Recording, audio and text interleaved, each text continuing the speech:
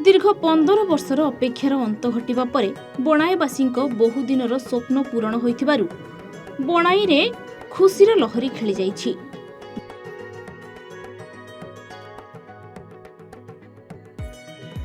बणाई को विज्ञापित अंचल परिषद घोषणा होइथिबारु जिला कार्यकारी सभापति प्रद्युम्न त्रिपाठी नेतृत्व में शह शह दलीय नेता और कर्मी माने आदिवासी नृत्य और वाद्यर ताले ताले एक शोभा यात्रा रे बणाई ब्लॉक छक बीजेडी कार्यालय बणाई बस स्टैंड जाइथिले।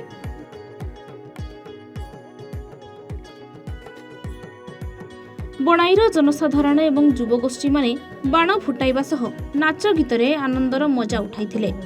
एथिरे बणाईर पूर्वतन विधायक भीमसेन चौधरी, पूर्वतन जिला परिषद अध्यक्ष रंजित किसान समेत समस्त बणाईवासी जोगदे मुख्यमंत्री को धन्यवाद ज्ञापन करथिले।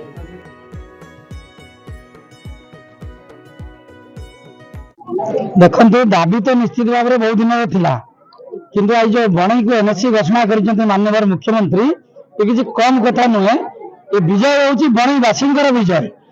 माननीय मंत्री श्रीयुक्त शारदा प्रसाद नायक जो बणाई गस्तर आसते बणाईवासी एक कही एवं निकटर विखे पांड्यान जो आसीते सत्य प्रभुत भाव में एक प्रतिनिधि दल आम राउरकेला साक्षात कर विभिन्न दाबी सहित बणाई को एनएससी खूब शीघ्र कर दाबी उपस्थापन करूँ। से माननीय मुख्यमंत्री ठारे आम दाबी को नहीं पहुंचाई। माननीय मुख्यमंत्री आज बणाई को जो एनएससी घोषणा कर बणाईवासी तरफ माननीय मुख्यमंत्री आम हार्दिक अभिनंदन सहित कृतज्ञता ज्ञापन करुचु। यह हूँ बणाईवासी विजय।